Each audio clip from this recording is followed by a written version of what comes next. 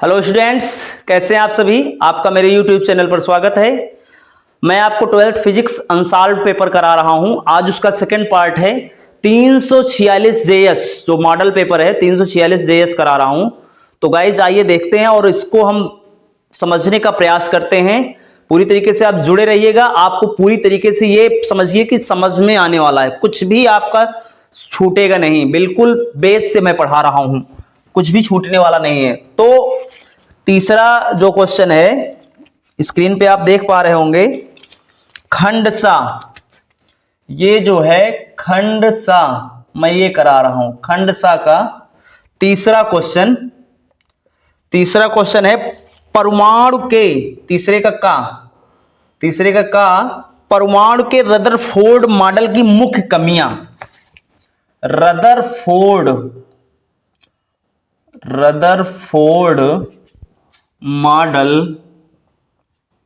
की मुख्य कमियां, नहीं, रदरफोर्ड मॉडल में प्रमुख कमियां क्या थी, इस चीज को एक्सप्लेन करना है, बताना है क्या कमियां हैं रदरफोर्ड के परमाणु मॉडल में।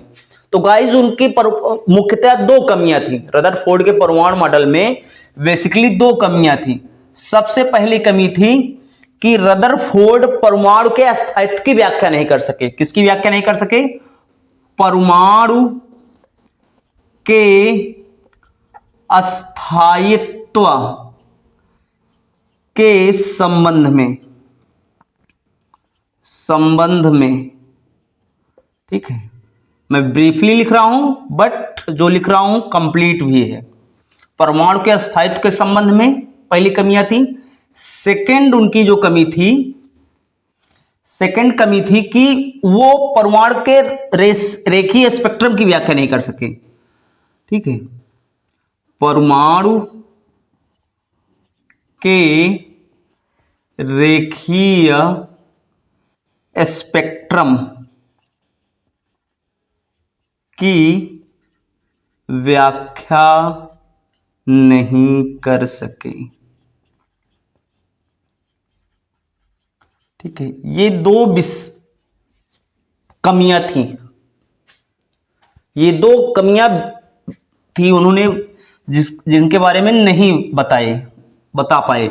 तो परमाणु के अस्थायित्व के संबंध में तो रदरफोर्ड ने बताया, इनका जो परमाणु मॉडल है उसमें उन्होंने बताया कि इलेक्ट्रॉन जो होता है परमाणु के चारों ओर विभिन्न कक्षाओं में चक्कर लगाता रहता है। इस दौरान वह वैद्युत चुंबकीय तरंगों के रूप में ऊर्जा का उत्सर्जन करता है। तो ऊर्जा उत्सर्जन होने से क्या होगा? ऊर्जा ह्रास होने के कारण लगातार जो इलेक्ट्रॉन है घूम रहा है, जो उसकी त्रिज्या घटती जाएगी और अंत में वो नाभिक में आकर गिर जाएगा, जिससे परमाणु का अस्तित्व समाप्त हो जाएगा, जो कि संभव नहीं है।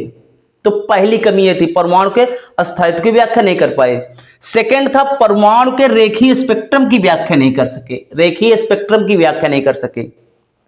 इन्होंने रदरफोर्ड ने बताया कि जो परमाणु का स्पेक्ट्रम होता है वो सतत होता है, जबकि ऐसा नहीं है। मतलब जो वैद्युत चुंबकीय तरंगे हैं, यानी जो परमाणु होता है सभी प्रकार की आवृत्तियों की वैद्युत चुंबकीय तरंगों का उत्सर्जन करता है, जबकि ऐसा नहीं है। कुछ निश्चित आवृत्तियों की तरंगों का उत्सर्जन करता है जो परमाणु होता है। इससे स्पष्ट होता है जो परमाणु का स्पेक्ट्रम होता है वो रेखीय होता है। इस चीज के बारे में रदरफोर्ड नहीं बता पाए, इसकी व्याख्या नहीं कर सके। और इन दोनों कमियों को बोहर का परमाणु मॉडल जो है, उन्होंने क्वांटम सिद्धांत के आधार पर इन दोनों कमियों को उन्होंने दूर किया। बोहर का परमाणु मॉडल में इन दोनों कमियों को दूर किया गया, क्वांटम सिद्धांत के आधार पर उन्होंने इन कमियों को दूर किया। ठीक है, तो इसको आप बुक से भी लिख सकते हैं। मैंने आपको की पॉइंट आपको हमने बता दिया है, ये की पॉइंट के रूप में मैं आपको बता रहा हूं, ये आप ध्यान रखिए। इसको और एक्सप्लेन करके भी हमको एग्जाम में लिखना है, जैसा हमने आपको एक्सप्लेन किया। तो आइए खा क्वेश्चन देखते हैं। सेकंड क्वेश्चन इसके बाद देखते हैं। सेकंड क्वेश्चन है, एक उत्तल लेंस पर प्रकाश की किरणें चित्र के अनुसार पड़ रही हैं। आप साइड में देख पा रहे हो, चित्र है, पड़ रही हैं। यदि लेंस की फोकस दूरी 20 सेंटीमीटर है तो प्रतिबिंब की स्थिति ज्ञात कीजिए। किरण का मार्ग भी खींचिए। सबसे पहले मैं चित्र बना लेता हूं इधर। एक ये उत्तल लेंस हो गया गाइस, ये हो गया उत्तल लेंस, ठीक है, उत्तल लेंस हो गया। इसकी ये प्रिंसिपल एक्सिस हो गई, मुख्य अक्ष हो गया। ये रेज आ रही हैं प्रकाश किरणें, ये दो रेज, ये प्रकाश की किरण आ रही है और ये डॉटेड लाइन से यहां तक आ रही है, ठीक है। इसी प्रकार से इधर भी ये रेज जा रही है, ये दो रेज हैं, ठीक है, इधर आ रही हैं, ये पॉइंट ओ की ओर आ रहे हैं।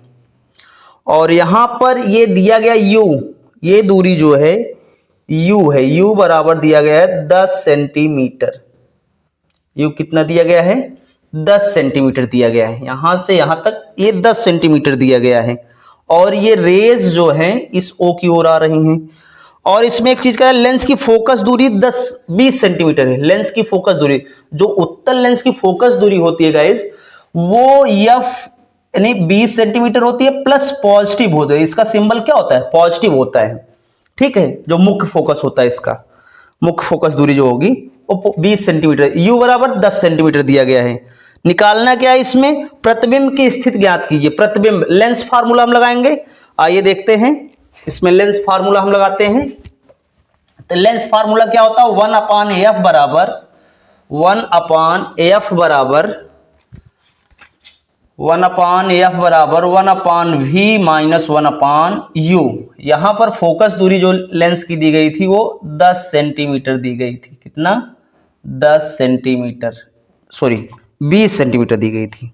20 सेंटीमीटर दी गई है, तो 20 सेंटीमीटर दी, अब पॉजिटिव होगी। तो लेंस फार्मूला, इसका सिंबल हम देखेंगे। प्रकाश की किरण की दिशा में ऑब्जेक्ट यहां रखा हुआ है, प्रकाश की किरण की दिशा में सारी डिस्टेंस कहां से मापी जाती है? इसके सेंटर ऑफ ऑप्टिकल सेंटर से। तो ऑप्टिकल सेंटर से मापी जाती है, तो प्रकाश किरण की दिशा में u क्या हो जाएगा? पॉजिटिव, क्योंकि वस्तु इधर ही है, बाईं ओर नहीं है, इधर ही है। u बराबर 10 सेंटीमीटर। तो आप इसको सॉल्व करेंगे, 1/f 20 सेंटीमीटर पॉजिटिव लेंगे, बराबर 1/v माइनस 1/u। कितना? u है 10, लिख लेंगे। अब आगे देखेंगे, 1/v बराबर क्या हो जाएगा? इसको इधर ट्रांसपोज करेंगे, 1/20 1/20 प्लस 1/10। इसको सॉल्व करेंगे, इसको सॉल्व करने के बाद ये हो जाएगा 20, ये हो जाएगा 1 प्लस 2 1/v। और आगे सॉल्व करेंगे, इसको हम आगे सॉल्व करेंगे तो v बराबर है 20/3, ये आ जाएगा v बराबर 6.67 मीटर सेंटीमीटर, ठीक है, 6.67 सेंटीमीटर। पॉजिटिव आ रहा है, पॉजिटिव आने का मतलब हुआ कि वस्तु की ओर ही जो इमेज बनेगी इस वस्तु की, वस्तु की ओर ही बनेगी। आभासी सीधा और वस्तु से छोटा बनेगा, आभासी सीधा और वस्तु से छोटा। इसमें क्वेश्चन में कह रहा है किरण का मार्ग भी दिखाइए, किरण का मार्ग भी दिखाइए। तो ये 6.67 सेंटीमीटर, पूरा 10 है तो यहां तक मान लेंगे 6.67 सेंटीमीटर होगा। ये यहां पर कहीं इमेज बनेगी इस वस्तु की, ठीक है। पॉजिटिव है तो वस्तु की ओर ही बनेगी, आभासी सीधा और वस्तु की ओर ही इसका इमेज बनेगा, ठीक है। और इसके लिए हमने एक किरण आरेख खींच दिया, ये हो जाएगा यहां से यहां तक। जैसे ये पूरा 10 सेंटीमीटर है तो ये कितना हो जाएगा? 6.67 सेंटीमीटर दूरी पर, ठीक। तो ये हो गया आपका थर्ड का खा क्वेश्चन, थर्ड का खा क्वेश्चन हो गया, ठीक है। अब नेक्स्ट स्क्रीन पे आप देख पा रहे होंगे कि विद्युत चुंबकीय तरंग किसे कहते हैं। देखिएगा, विद्युत चुंबकीय तरंग किसे कहते हैं? क्या होता है विद्युत चुंबकीय तरंग? इसको समझने का प्रयास करेंगे।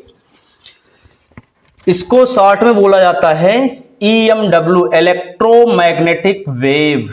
ये कौन सा क्वेश्चन है? ये है तीसरे का गा, ये गा है, थर्ड का गा। विद्युत चुंबकीय तरंग, EMW, इलेक्ट्रोमैग्नेटिक वेव। क्या होता है? इलेक्ट्रोमैग्नेटिक वेव, विद्युत चुंबकीय तरंग। जब किसी परिपथ में, ध्यान से सुनिएगा, जब किसी परिपथ में उच्च आवृत्ति से, हाई फ्रीक्वेंसी से वैद्युत धारा प्रवाहित होती है, हाई फ्रीक्वेंसी से वैद्युत धारा प्रवाहित होती है, तो जो ऊर्जा होती है वो तरंगों के रूप में फैलने लगती है। ऊर्जा जो होती है वो तरंगों के रूप में फैलने लगती है। इन्हीं तरंगों को हम वैद्युत चुंबकीय तरंग कहते हैं। इन्हीं तरंगों को वैद्युत चुंबकीय तरंग कहते हैं गाइस। ठीक है, ध्यान रखिएगा, फिर से सुन लीजिएगा। जब किसी परिपथ में उच्च आवृत्ति से वैद्युत धारा प्रवाहित होती है तो ऊर्जा तरंगों के रूप में फैलने लगती है और इन्हीं तरंगों को वैद्युत चुंबकीय तरंग कहते हैं। लिख लीजिएगा इसको, ठीक है गाइस। तो ये होती है वैद्युत चुंबकीय तरंग की डेफिनेशन। ठीक है, बुक में भी आप देख सकते हैं। और इसके लिए क्या, संचरण आरेख खींचकर विद्युत क्षेत्र और चुंबकीय क्षेत्र अवयव दिखाइए। चलिए हम किरण इसका संचरण आरेख खींचते हैं। संचरण आरेख खींचते हैं। ये हुआ वाई एक्सिस के अलोंग हम वैद्युत क्षेत्र को दिखा रहे हैं, एक्स एक्सिस के अलोंग हम चुंबकीय क्षेत्र को दिखा रहे हैं और जेड एक्सिस के अलोंग चुंबकीय क्षेत्र को, वाई एक्सिस वैद्युत क्षेत्र, जेड एक्स एक्सिस के अलोंग वैद्युत चुंबकीय तरंग के संचरण की दिशा को हम दिखा रहे हैं। तो इसके लिए संचरण आरेख कुछ इस प्रकार से बनेगा, इसको आप बना भी लेंगे।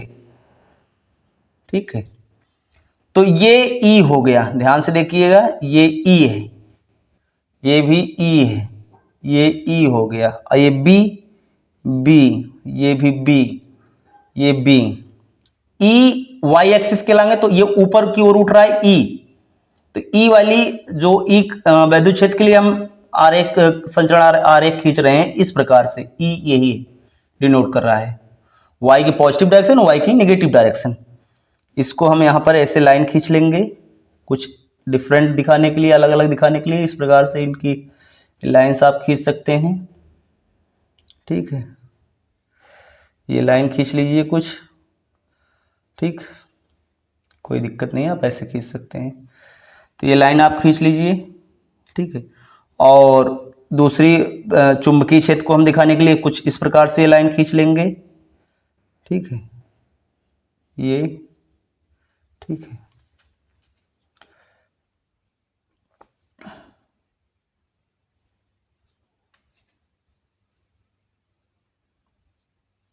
इस प्रकार से।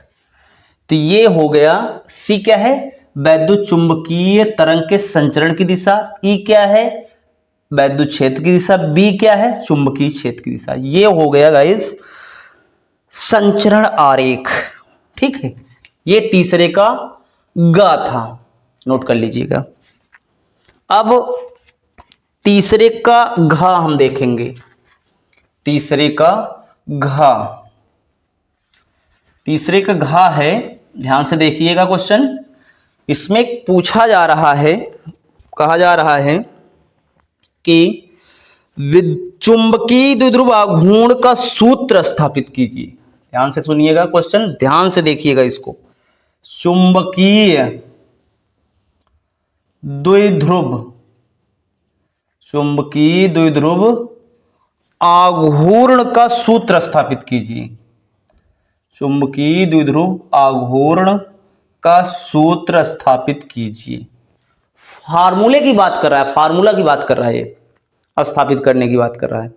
ध्यान रखिएगा, चुंबकीय द्विध्रुव के लिए बल युग्म का आघूर्ण उसकी बात नहीं कर, टाउ बराबर एम बी साइन थीटा की बात नहीं कर रहा है, ये चुंबकीय द्विध्रुव आघूर्ण की बात कर रहा है, बल युग्म का आघूर्ण की बात नहीं कर रहा है।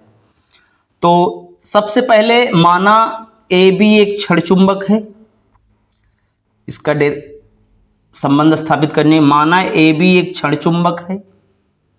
ठीक है, और सिरे ए पर एन पोल, सिरे बी पर एस पोल, ठीक मान लेते हैं, या इधर एस मान लीजिए, इधर एन मान लीजिए, कोई दिक्कत नहीं। और इन पोल्स के बीच की डिस्टेंस मानेंगे, आप इसको लैंग्वेज फॉर्म में ऐसे लिखेंगे, माना ए बी एक क्षण चुंबक है, सिरे ए पर यस पोल साउथ पोल, सिरे बी पर एन पोल मतलब उत्तरी ध्रुव, और पोल्स के बीच की दूरी 2l है। इसको आप लैंग्वेज फॉर्म में ऐसे लिखेंगे, भाषिक रूप में ऐसे लिखेंगे जैसे मैं बोल रहा हूं। ठीक है, फिर से सुनिएगा। माना ए भी एक क्षण चुंबक है, सिरे ए पर दक्षिणी ध्रुव, सिरे बी पर उत्तरी ध्रुव है और ध्रुवों के बीच की दूरी 2l है। ठीक है, ऐसे आप लिख लेंगे इसको, 2l है। अब सिरों यानी ध्रुवों की, ऐसे लिखेंगे, ध्रुवों के सिरों, ध्रुवों पर जो पोल स्ट्रेंथ, ध्रुव शक्ति m है, ध्रुवों पर ध्रुव शक्ति m है, स्मॉल m है। ठीक है, तो चुंबकीय द्विध्रुव आघूर्ण क्या हो जाएगा? चुंबकीय द्विध्रुव आघूर्ण को हम कैपिटल M से डिनोट करते हैं। कैपिटल M बराबर pole strength m into 2l। ये लैंग्वेज फॉर्म में ऐसे लिखने के बाद आप m बराबर कैपिटल M, चुंबकीय द्विध्रुव आघूर्ण, कैपिटल M बराबर m इंटू 2l, जहां स्मॉल m ध्रुव शक्ति, 2l ध्रुवों के बीच की दूरी है। ठीक है, आप देखेंगे एक फार्मूला और इसके लिए होता है। यदि क्षण चुंबक के अनुप्रस्थ काट का क्षेत्रफल, लाइन छोड़ के लिखेंगे, यदि क्षण चुंबक के अनुप्रस्थ काट का क्षेत्रफल कैपिटल A तथा क्षण चुंबक में प्रवाहित होने वाली धारा I है, तो m बराबर I इंटू A, तो m बराबर I इंटू A।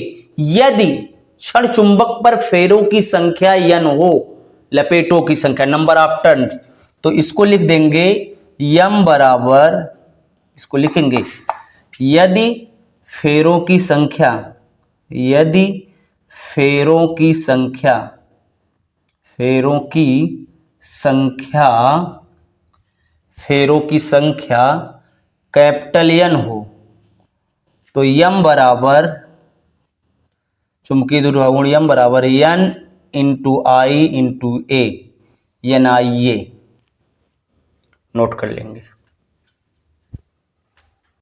आइए गाइस, नेक्स्ट क्वेश्चन देखते हैं, फोर्थ का कह रहा है क्वेश्चन में, गाउस के नियम का उपयोग करते हुए एक अनंत लंबाई के एक समान आवेशी सीधे तार के कारण उत्पन्न विद्युत क्षेत्र का सूत्र व्युत्पन्न कीजिए। तो गाउस के नियम का उपयोग करना है और उपयोग करना है अनंत लंबाई के एक समान आवेशी सीधे तार के कारण उत्पन्न विद्युत क्षेत्र का सूत्र व्युत्पन्न करना है। तो सूत्र जो होता है E बराबर 1/4 पाई एप्सिलॉन नॉट के 2 लैम्डा अपान R, इस सूत्र को डिराइव करना है गाइस। तो इस ध्यान से देखिएगा, ये एक सीधा आवेशित तार हो गया, पॉजिटिवली चार्ज है। ठीक है, ये अनंत लंबाई है, ये अनंत लंबाई का है वायर। तो गॉस की थ्योरम हमको लगानी है। गॉस की theorem 3D closed plus symmetry figure पे लगती है। त्रिविमीय बंद एवं सममित आकृति जो होती है वो गॉसियन सरफेस होता है। तो इसके लिए हमको गॉसियन सरफेस बनाना पड़ेगा इस लिनियर चार्ज के लिए। तो लिनियर चार्ज कारण जो गॉसियन सरफेस होता है वो सिलेंड्रिकल शेप में होता है। तो कैसा होगा? सिलेंड्रिकल शेप, बेलनाकार होगा। इसके कारण, इस रेखीय आवेश के कारण जो गॉसियन पृष्ठ होता है वो बेलनाकार होगा। तो एक हम बना लेंगे वेलन, ठीक है, एक गॉसियन सरफेस बना लेंगे। ठीक है, तो ये एक गॉसियन सरफेस हो गया, ध्यान से देखेंगे। ठीक है, ये गॉसियन सरफेस हो गया। इसकी लंबाई मान लेते हैं, प्रति मीटर लंबाई पर जो आवेश है इसकी लंबाई L मान लेते हैं, लंबाई L है। और यहाँ से ये दूरी जो है ये R है। ये कर्व सरफेस ये हो गया। यहाँ पर छोटा सा पृष्ठ लेते हैं, इस पॉइंट P पर सपोज करिए P है, यहीं पर हमको ज्ञात करना है वैद्युत क्षेत्र, यहीं पर वैद्युत क्षेत्र हमें ज्ञात करना है। ठीक है, तो ध्यान से देखें ना, गॉस फार्मूला हमको लगाना है। गॉस फार्मूला क्या होता है? क्लोज्ड इंटीग्रेशन, ध्यान से देखिएगा, फाई ई बराबर, मैं इसको इरेज कर देता हूं, इसको इरेज कर देता हूं। गॉसियन जो फार्मूला होता है, जो गॉस थ्योरम होता है, फाई ई बराबर closed integration vector E dot vector D A is equal Q in upon epsilon not. ये होता है गॉस की प्रमेय के अकॉर्डिंग फार्मूला जो होता है, यहां पर आपको दिख रहा है। ठीक है, अब ये गॉसियन सरफेस बने, यानी अनंत लंबाई के सीधे एक समान रूप से आवेशित तार के निकट वैद्युत क्षेत्र की तीव्रता यहां पी पर ज्ञात करनी है। ये वक्र सरफेस हो गया और ये प्लेन सरफेस हो गया। यहां पर प्लस, यहां पर ध्यान देंगे, जो एरिया वेक्टर होगा इस सरफेस के लिए कुछ इस प्रकार होगा, और जो वैद्युत क्षेत्र की तीव्रता होगी ये इस प्रकार से होगी। ये जो पॉइंट है, ये जो पॉइंट है, ये है पी पॉइंट। यहां पर एरिया वेक्टर इस प्रकार से होगा, और जो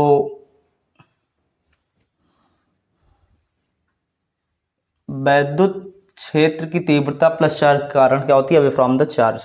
तो यहां से निकलने वाला वैद्युत फ्लक्स क्या हो जाएगा? जीरो हो जाएगा, क्योंकि जो एंगल बन रहा है 90 डिग्री बन रहा है, यहां पर थीटा क्या हो जाएगा? 0 डिग्री हो जाएगा। तो आइए लगाते हैं वैद्युत क्षेत्र की तीव्रता, हम निकालते हैं इस पॉइंट पी पर। यहां से फ्लक्स जीरो, इस पॉइंट पी पर हमको फ्लक्स निकालना है। एक बार इस फार्मूले को इसके साथ और एक बार इस फार्मूले को इसके साथ यूज करेंगे, प्रयोग में लाएंगे। तो फाई बराबर होगा, ध्यान से देखते रहिएगा, closed integration E D A cos dot product theta, और थीटा की वैल्यू क्या है यहाँ पर? 0। तो ई बाहर कर लेंगे, closed integration D A cos 0 की value 1, E D A D A D A D A, इसका टोटल कर्व सरफेस क्या होगा? 2 पाई आर एल, फाई बराबर 2 पाई आर एल। ठीक, इक्वेशन फर्स्ट हो जाएगा। सेकंड, इसको Q in upon epsilon not के साथ लगाएंगे, गॉस थ्योरम, गॉस की प्रमेय, Q in upon epsilon not. ठीक, अब प्रति मीटर लंबाई पर आवेश क्यू है, प्रति मीटर लंबाई पर आवेश क्यू है, प्रति एकांक लंबाई पर आवेश क्यू है। तो क्यू बराबर टोटल चार्ज कितना हो जाएगा? क्यू बराबर lambda L upon epsilon not, equation 2। समीकरण 1 और 2 से, 1 और 2 से दोनों को इक्वेट करेंगे। ई बराबर A into 2 pi R L lambda L upon epsilon naught, L से एल कैंसिल आउट हो जाएगा। ई बराबर क्या हो जाएगा? 1 upon 2 pi epsilon naught lambda upon are, ये हो गया। ठीक, ये हो गया। अब इसको आप ऐसे भी लिख सकते हैं, इसको आप इस प्रकार से 2 का ऊपर नीचे गुणा करके ये 2 हो जाएगा, अगर आप लिखना चाहें 2 हो जाएगा, यहां पर गुणा करेंगे 2 का तो ये 4 हो जाएगा। तो क्या आ जाएगा? 1 ई बराबर 1 upon 4 pi epsilon naught 2 lambda upon are, ये आ गया 4 का। ठीक है, खा भी मैं छोड़ रहा हूं। परावर्ती दूरदर्शी का किरण आरेख खींचिए, इसकी कार्यविधि स्पष्ट कीजिए, अभी इसको लास्ट में देखते हैं। अब है 4 का गा, ध्यान से देखिएगा, चौथे का गा। इसमें कह रहा है अनुचुंबकी, प्रतिचुंबकी, लौ चुंबकी पदार्थों में विभेद कीजिए तथा प्रत्येक का एक एक उदाहरण दीजिए। ठीक है, ये महत्वपूर्ण क्वेश्चन है, बड़ा ही बोर्ड के एग्जाम में कई बार पूछा जाता है। ज्यादातर ये परमाणु मॉडल के आधार पर लौह चुंबकी और अनुचुंबकी प्रतिचुंबकी की व्याख्या कीजिए। तो परमाणु मॉडल के आधार पर ज़्यादातर पूछा जाता है। तो यहाँ पर हम देखेंगे इसको, इस क्वेश्चन को ध्यान से देखिएगा। ये 4 का गा है, खा को बाद में देखते हैं, पहले अनुचुंबकी देखते हैं क्या होता है। अनुचुंबकी पैरामैग्नेटिक मटेरियल, अनुचुंबकी पदार्थ। अनुचुंबकी पदार्थ क्या होता है? ऐसे सभी पदार्थ, हुए पदार्थ जो चुंबकीय क्षेत्र में, ध्यान से सुनिएगा, हुए पदार्थ जो जिन्हें चुंबकीय क्षेत्र में ले जाने पर चुंबकीय क्षेत्र की दिशा में, चुंबकीय क्षेत्र की दिशा में मामूली से चुंबकित होते हैं, ऐसे पदार्थ को अनुचुंबकीय पदार्थ कहते हैं। और जब बाह्य चुंबकीय क्षेत्र हटा लेते हैं तो इनका चुंबकत्व समाप्त हो जाता है। पहला पॉइंट क्या था? सबसे पहला पॉइंट आप लिखेंगे कि वह पदार्थ अनुचुंबकीय पदार्थ कहलाते हैं जिन्हें बाह्य चुंबकीय क्षेत्र में ले जाने पर चुंबकीय क्षेत्र की दिशा में ही चुंबकित होते हैं। ठीक है, और बाह्य चुंबकीय क्षेत्र हटा लेने पर इनका चुंबकत्व समाप्त हो जाता है। ऐसे पदार्थों को अनुचुंबकीय पदार्थ कहते हैं। इसका एग्जाम्पल आप समझिए, अनुचुंबकी O2 ऑक्सीजन गैस, इसका एग्जाम्पल पहला। एल्युमिनियम, सोडियम, ये सभी अनुचुंबकीय पदार्थ हैं। ठीक है, ये अनुचुंबकीय पदार्थ है। ये सभी फॉर्म में पाए जाते हैं, यानी ठोस, द्रव, गैस। अनुचुंबकीय पदार्थ जो होते हैं ये ठोस भी हो सकते हैं, द्रव भी हो सकते हैं, गैस भी हो सकते हैं। ये होता है अनुचुंबकीय पदार्थ। नेक्स्ट देखते हैं प्रतिचुंबकीय पदार्थ, डायामैग्नेटिक मटेरियल। प्रतिचुंबकीय पदार्थ, प्रतिचुंबकीय पदार्थ क्या होता है? ध्यान से देखिएगा। प्रतिचुंबकीय पदार्थ क्या होता है? ऐसे सभी पदार्थ या वह पदार्थ जिन्हें बाह्य चुंबकीय क्षेत्र में ले जाने पर वो चुंबकीय क्षेत्र के विपरीत दिशा में मामूली से चुंबकित होते हैं, विपरीत दिशा में मामूली से प्रतिकर्षित होते हैं या चुंबकित होते हैं, ऐसे पदार्थों को प्रतिचुंबकीय पदार्थ कहते हैं। जब बाह्य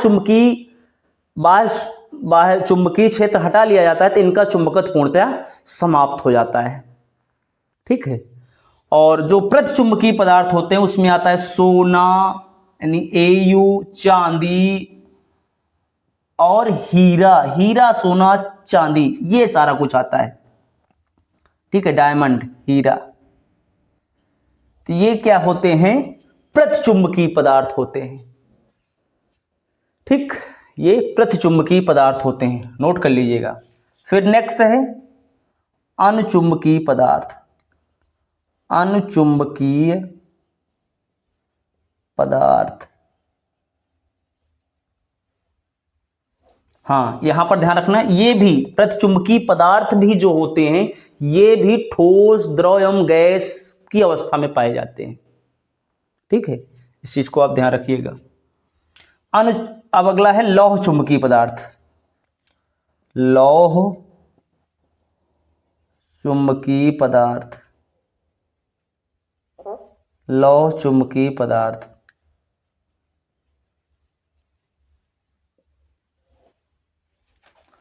लौह चुंबकीय पदार्थ। लौह चुंबकीय पदार्थ क्या होता है? ऐसे सभी पदार्थ लौह चुंबकीय पदार्थ कहलाते हैं जिन्हें चुंबकीय क्षेत्र में ले जाने पर चुंबकीय क्षेत्र की दिशा में प्रबलता से चुंबकित होते हैं। चुंबकीय क्षेत्र की दिशा में ये प्रबलता से चुंबकित होते हैं, उन्हें बोलते हैं लौह चुंबकीय पदार्थ। और बाह्य चुंबकीय क्षेत्र हटा लेने पर इनका चुंबकत्व समाप्त नहीं होता है। ठीक है, और लौह चुंबकीय पदार्थ में आता है निकिल हो गया, कोबाल्ट हो गया, आयरन हो गया, ये आते हैं लौह चुंबकीय पदार्थ में। इसमें और डिफरेंसेस है, आप लिख सकते हैं, जैसे यहाँ पर जो म्यू आर होता है, सापेक्ष चुंबकशीलता जो होती है लेस देन 1 होती है, इसकी सापेक्ष चुंबकशीलता जो होती है ग्रेटर देन 1 होती है, इसकी सापेक्ष चुंबकशीलता जो होती है मच मच ग्रेटर देन 1 होती है, सापेक्ष चुंबकशीलता। ठीक है, तो इससे क्या होता है, इसकी चुंबकीय प्रवृत्ति जो होती है कम होती है और ऋणात्मक होती है। इसकी चुंबकीय प्रवृत्ति यानी जो काई एम होता है, चुंबकीय प्रवृत्ति कम होती है और ऋणात्मक होती है। इसकी चुंबकीय प्रवृत्ति कम होती है बट धनात्मक होती है।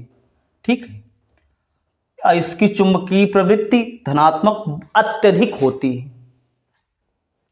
ठीक है, तो ये चीजें आप इसमें लिख सकते हैं।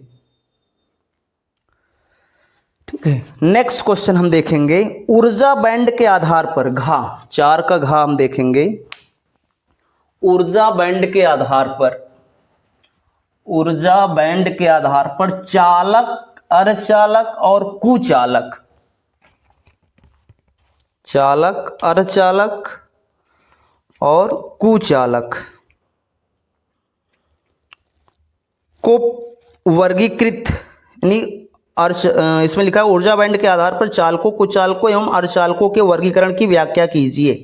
चलिए देखते हैं। सबसे पहले आइए ऊर्जा बैंड के आधार पर, ऊर्जा बैंड के आधार पर, के आधार पर,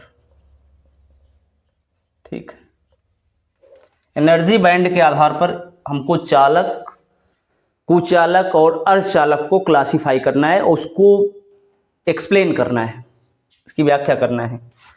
तो इसको समझने से पहले हम एक चीज समझेंगे कि ऊर्जा बैंड जो होता है 2 प्रकार का होता है। ऊर्जा बैंड 2 प्रकार का होता है, एक होता है चालन बैंड,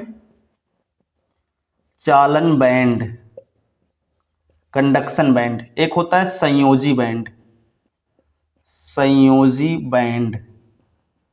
ठीक है, संयोजी बैंड में संयोजी इलेक्ट्रॉन, चालन बैंड में चालन इलेक्ट्रॉन यानी फ्री इलेक्ट्रॉन होते हैं। ठीक है, तो चालन बैंड चलता रहता है, संयोजी बैंड पहले आ रहा है, ऐसे आप थोड़ा सा एक तरीके से मैं आपको बता रहा हूं। चालन बैंड हमेशा ऊपर होता है, ये चालन बैंड है, कंडक्शन बैंड। ठीक है, चालन बैंड, और जो संयोजी बैंड होता है वो नीचे होता है, वैलेंस बैंड वी, संयोजी बैंड नीचे होता है। ये चालन बैंड, संयोजी बैंड। और चालन बैंड, संयोजी बैंड के बीच में जो गैप होता है इसको बोलते हैं वर्जित ऊर्जा अंतराल। क्या बोलते हैं? वर्जित ऊर्जा अंतराल, वर्जित ऊर्जा अंतराल, ईजी, वर्जित ऊर्जा अंतराल, ईजी से इसको डिनोट करते हैं, ध्यान रखेंगे आप, ईजी से इसको डिनोट करते हैं। चालन बैंड और ऊर्जा बैंड के बीच में जो गैप होता है इसको बोलते हैं वर्जित ऊर्जा अंतराल। ठीक है, तो ये ऊर्जा बैंड 2 प्रकार का होता है, चालन बैंड, संयोजी बैंड। ठीक है, इस चीज को आप ध्यान रखेंगे। अब आइए देखते हैं कि चालक क्या होता है। सबसे पहले हम देखेंगे कुचालक, सबसे पहले कुचालक देखेंगे। कुचालक, कुचालक, इंसुलेटर, कुचालक पदार्थ क्या होते हैं। ठीक है, तो यहां पर जो चालन बैंड होता है, चालन बैंड जो होता है, कंडक्शन बैंड ऊपर, संयोजी बैंड नीचे। जो चालन बैंड होता है वो पूर्णतया ब्लैंक होता है, ये खाली होता है, इसको आप लिख लेंगे, पूर्णतया खाली, ये पूर्णतया खाली, ब्लैंक, रिक्त। ये पूर्णतया भरा हुआ, पूर्णतया भरा हुआ। कौन सा बैंड? Valence band. इनके बीच में जो एनर्जी गैप होता है वो ग्रेटर देन 3 इलेक्ट्रॉन वोल्ट होता है। क्या होता है? ग्रेटर देन 3 इलेक्ट्रॉन वोल्ट होता है। ये होता है कुचालक। ठीक, ऊर्जा बैंड के आधार पर कुचालक वे पदार्थ हैं जिनमें चालन बैंड पूर्णतया रिक्त एवं जो संयोजी बैंड पूर्णतया भरा हुआ होता है और वर्जित ऊर्जा अंतराल जो होता है वो 3 इलेक्ट्रॉन वोल्ट होता है। ठीक, ये सारी चीजें आपको हमने इसके माध्यम से आपको बता दिया, ये लिखा हुआ है। कुचालक के बाद देखेंगे, इंसुलेटर के बाद चालक देखेंगे। चालक, कंडक्टर क्या होते हैं भैया, कंडक्टर हम समझेंगे। कंडक्टर क्या होते हैं, इसमें जो होता है वही चीज, चालन बैंड ऊपर, चालन बैंड ऊपर, इसको मैं फिल कर दे रहा हूं पूरी तरीके से। चालन बैंड ऊपर, कंडक्शन बैंड इसमें भी ऊपर, और बैलेंस बैंड नीचे,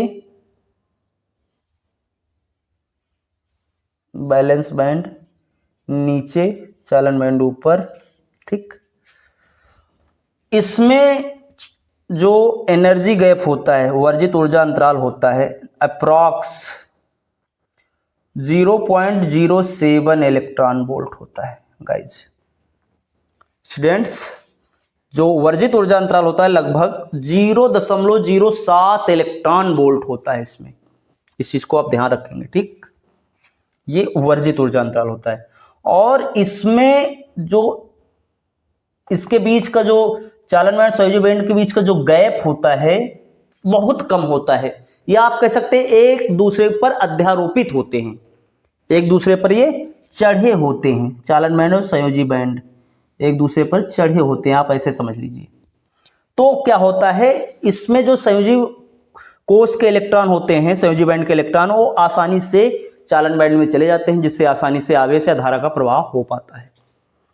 ठीक है, तो चालन बैंड क्या लिखेंगे, चालक के बारे में क्या लिखेंगे, इसमें ऊर्जा बैंड के आधार पर चालक हुए पदार्थ हैं जिसमें संयोजी बैंड, चालन बैंड और संयोजी बैंड एक दूसरे पर अध्यारोपित होते हैं, या इनके बीच का जो वर्जित ऊर्जा अंतराल होता है वो बहुत कम होता है, जिससे संयोजी बैंड के इलेक्ट्रॉन आसानी से जंप करके चालन बैंड में चले जाते हैं। ये आप लिख सकते हैं चालक के लिए। ठीक, अब देखते हैं अर्धचालक। अर्धचालक, सेमी कंडक्टर, यहां ध्यान से देखिए, सेमी कंडक्टर, इसमें भी सेम वही कहानी कि जो चालन बैंड होगा वो ऊपर होगा और जो संयोजी बैंड होगा वो नीचे होगा, संयोजी बैंड नीचे होगा, इस चीज को आप ध्यान रखेंगे, संयोजी बैंड नीचे और चालन बैंड ऊपर। ठीक, इसमें भी, और एक चीज इसमें आप ध्यान रखेंगे, जो चालन बैंड या संयोजी बैंड जो होते हैं इसमें ये पार्शियली फिल होते हैं, आंशिक रूप से ये भरे होते हैं, इस चीज को आप लिख लेंगे, पार्शियली फिल होते हैं। और जो वर्जित ऊर्जा अंतराल होता है इसमें, ईजी वर्जित ऊर्जा अंतराल होता है अप्रॉक्स 1 इलेक्ट्रॉन वोल्ट के इक्वल होता है। ठीक, 1 इलेक्ट्रॉन वोल्ट के इक्वल होता है। ठीक, 1 इलेक्ट्रॉन वोल्ट के इक्वल होता है। तो चालक, ऊर्जा बैंड के आधार पर चालक ऐसे पदार्थ हैं जिनमें चालन बैंड और संयोजी बैंड आंशिक रूप से भरे होते हैं और वर्जित ऊर्जा अंतराल इनमें लगभग 1 इलेक्ट्रॉन वोल्ट के बराबर होता है, ऐसे आप लिख सकते हैं। अर्धचालक में कौन आते हैं, अर्धचालक पदार्थ कौन से हैं, नाम बताइए, सिलिकॉन और जर्मेनियम। ठीक है, तो इसके लिए आप वर्जित ऊर्जा अंतराल देख लीजिएगा, एनर्जी गैप। ठीक, ये 4 का गा हो गया, आप नोट कर सकते हैं इसको, मैंने आपको कंप्लीट बताया डायग्राम के माध्यम से। नेक्स्ट क्वेश्चन है, स्वप्रेरकत्व से क्या तात्पर्य है, स्वप्रेरकत्व से क्या तात्पर्य है। 4 का एक घा है, 4 का अंगा, सॉरी 4 का ये अंगा है, घा हो गया है। तो इसमें कह रहा है स्वप्रेरकत्व से क्या तात्पर्य है, स्वप्रेरकत्व सेल्फ इंडक्टेंस। आइए देखते हैं, 4 का अंगा, स्वाप्रेरकत्व से क्या तात्पर्य है? एक कुंडली का स्वाप्रेरकत्व 0.4 मिली हेनरी। पहले स्वाप्रेरकत्व क्या होता है देख लेते हैं। स्वाप्रेरकत्व, स्वाप्रेरकत्व सेल्फ इंडक्टेंस, इसको डिफाइन कैसे करेंगे यही पूछ रखा है। एक स्वाप्रेरण एक घटना है जब किसी कुंडली में परिवर्ती वैद्युत धारा प्रवाहित की जाती है तो उसी कुंडली में परिवर्ती वैद्युत धारा के कारण फ्लक्स परिवर्तन होता है जिस कारण विद्युत वाहक बल प्रेरित होता है।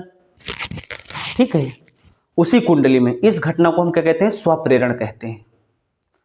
और जो प्रवाहित धारा होती आई, जो प्रवाहित धारा आई है ये डायरेक्टली प्रोपोर्शनल होती है किसके? फाई फ्लक्स परिवर्तन। ठीक, फ्लक्स परिवर्तन के बराबर डेल्टा फाई। जैसे जैसे धारा में परिवर्तन होगा वैसे वैसे फ्लक्स में परिवर्तन होगा। अगर इस यहां पर फेरों की संख्या n है तो n फाई भी लिख सकते हैं। ठीक है, इसको थोड़ा सा इरेज करते हैं। तो स्वाप्रेरकत्व, स्वाप्रेरण क्या है? पहले इस चीज को, जब किसी कुंडली में परिवर्ती वैद्युत धारा प्रवाहित की जाती है तो उसी कुंडली में फ्लक्स परिवर्तन होता है। फ्लक्स परिवर्तन के कारण एक विद्युत वाहक बल उत्पन्न हो जाता है। इस घटना को स्वाप्रेरण कहते हैं, सेल्फ इंडक्शन कहते हैं।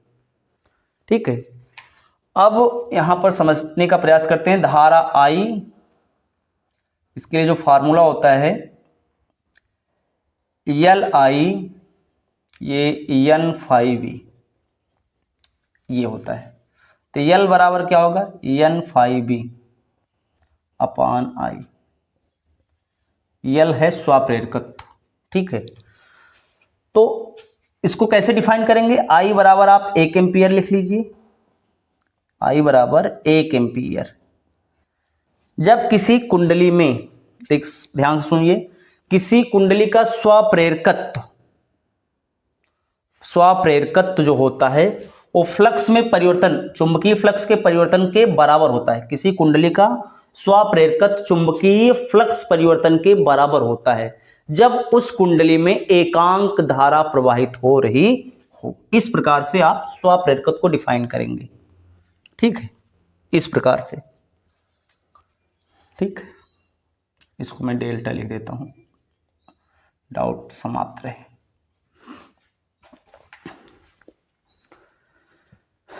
बाकी n भी लिख सकते हैं, कोई डाउट नहीं है।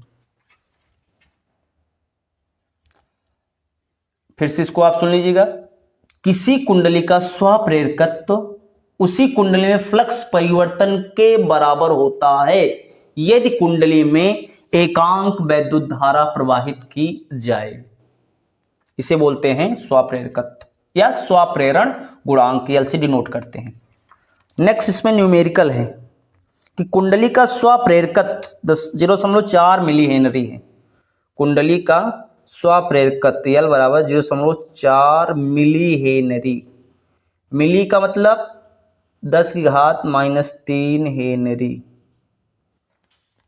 ठीक है, इसमें बहने वाली धारा का मान 0.1 सेकेंड में, 0.1 सेकेंड में 1 एम्पियर से परिवर्तित हो जाता है। यानी जो 1 एम्पियर से परिवर्तित हो जाता है, 1 एम्पियर से परिवर्तित हो जाता है। प्रेरित विद्युत वाहक बल का मान ज्ञात कीजिए। ये न्यूमेरिकल पोर्शन है, इसी का अंगा का पार्ट है, 4 का अंगा। तो फार्मूला होता है मॉड प्रेरित विद्युत, मॉड ई बराबर एल डेल्टा आई अपान डेल्टा टी। एल दिया गया है 0.4 × 10⁻³ आई दिया गया है 0.1, टी दिया गया है, डेल्टा आई 1 एम्पियर, टी दिया गया 0.1, दशमलव कैंसिल आउट, 4 × 10⁻³ वोल्ट। ये आ जाएगा प्रेरित विद्युत वाहक बल। ठीक है, नोट कर लीजिएगा। हमारा अगला क्वेश्चन है 4 का खा, जो परावर्ती दूरदर्शी की बात कर रहा है। यानी परावर्ती दूरदर्शी का किरण आरेख खींचिए और इसकी क्रियाविधि को समझाइए। तो ये इसका चित्र हुआ गाइस, आप इसको ध्यान से देखेंगे, थोड़ा सा एक क्रिटिकल चित्र है। इसका फिगर जो है थोड़ा सा क्रिटिकल है, इसको बार बार अभ्यास करने से आप बना पाएंगे, इसलिए इसको बार बार अभ्यास करिए। तो आइए इसको हम समझते हैं। सबसे पहले परावर्ती दूरदर्शी है, तो यह परावर्तन के सिद्धांत पे कार्य करती है। इसको न्यूटन ने खोज किया था, इसलिए न्यूटन की परावर्ती दूरदर्शी भी कह सकते हैं आप। ठीक है, अब दूरदर्शी मतलब दूर की वस्तुओं को देखने के लिए प्रयोग में लाते हैं। तो यहां पर कोई वस्तु ए बी है अनंत पर, ये इनफाइनाइट पर है वस्तु ए बी, और यहां से प्रकाश की किरणें इस प्रकार से पैरेलल आ रही हैं। ये दो किरणें इस प्रकार से पैरेलल आ रही हैं। यहाँ पर जब पैरेलल आ रही हैं, यहाँ पर दर्पण, अवतल दर्पण का हमने प्रयोग किया है, बड़े द्वारक का M1 है। यहाँ पर जब प्रकाश किरणें आपतित होंगी तो परावर्तन के पश्चात ध्यान से देखिएगा, परावर्तन के पश्चात ये यहाँ पर एक समतल दर्पण M2 है, उस पर आपतित होंगी। आपतित होंगे, फिर वहां से भी परावर्तित होंगी। परावर्तित होने के पश्चात ये एक दूसरे को इस पॉइंट पर, यहाँ पर ये इंटरसेक्ट कर रही हैं, इस पॉइंट पर इंटरसेक्ट कर रही हैं, जहां पर ए बी वस्तु का एक प्रतिबिंब इस समतल दर्पण द्वारा वस्तु छोटा और आभासी बनेगा, वस्तु छोटा और उल्टा बनेगा, ए डैश बी डैश ये प्रतिबिंब बन जाएगा। अब यहाँ जो है फिर आगे इन रेज को बढ़ाएंगे, प्रकाश किरणों को आगे बढ़ाएंगे। तो यहाँ पर एक नेत्रिका लेंस है, नेत्रिका लेंस से प्रकाश का अपवर्तन होगा। अपवर्तन होने के पश्चात अगर आप इनको पीछे बढ़ाते हैं तो इस बिंदु पर इंटरसेक्ट करेंगे, और ये इसकी प्रिंसिपल एक्सिस हो गई। प्रिंसिपल एक्सिस पर इसका इमेज बनेगा ए डैश बी डैश, जो प्रतिबिंब होगा इस नेत्रिका लेंस के लिए वस्तु का कार्य करेगा, तो यहां से प्रकाश किरणें जब यहां से अपवर्तित तो होंगी, ठीक है, रिफ्रैक्शन होगा। तो इनको अगर आप पीछे बढ़ाएंगे तो ये यहां पर जाकर एक दूसरे को इंटरसेक्ट करेंगी। आशय यह है कि ए डैश बी डैश का इमेज जो है A double dash B double dash बनेगा, जो वस्तु से काफी बड़ा होगा। तो इस तरीके से आप इसको समझ सकते हैं। इसकी क्रियाविधि आप इसी प्रकार से लिख सकते हैं जैसा कि हमने बताया। एक बार मैं आपको फिर से इसको रिपीट कर देता हूं। ये परावर्ती दूरदर्शी है। परावर्ती दूरदर्शी परावर्तन के सिद्धांत पे कार्य करती है, फर्स्ट। सेकंड, इसको न्यूटन ने इसको क्या कहते हैं, डिस्कवर किया, न्यूटन ने इसको बनाया, इसलिए इसको क्या बोलते हैं, न्यूटन की परावर्ती दूरदर्शी कहते हैं। और यहां पर ये एक एबी वस्तु है, अनंत पर दूरदर्शी का हम प्रयोग करते हैं दूर की वस्तुओं को देखने के लिए, यानी अनंत की वस्तुओं को देखने के लिए हम प्रयोग करते हैं, काफी डिस्टेंस की वस्तुओं को देखते हैं। तो ए बी से प्रकाश किरणें पैरेलल आ रही हैं, अनंत पर है, ठीक है। ये दर्पण M1 से टकराएंगी, फिर परावर्तन होगा। M2 दर्पण समतल दर्पण रखा हुआ, यहां से टकराने के पश्चात ये बिंदु इस बी डैश वाले पॉइंट पे मिल रहे हैं। तो यहां पर इसका इमेज वस्तु छोटा और उल्टा बनेगा, ए डैश बी डैश यहां पर इमेज बना। अब आगे ये जो प्रतिबिंब बना समतल दर्पण द्वारा, ये प्रतिबिंब जो होगा नेत्रिका के लिए वस्तु का कार्य करेगा, और यहां से प्रकाश किरणों को आगे बढ़ाएंगे तो अपवर्तन होगा, और इसको ऐसे आप पीछे बढ़ाएंगे डॉटेड लाइन से तो यहां पर इंटरसेक्ट करेंगे। जो ए डैश बी डैश का जो इमेज है वस्तु का, A double dash B double dash यहां पर बन जाएगा, ठीक है। तो आज के लिए इतना ही, मिलते हैं नेक्स्ट वीडियो में।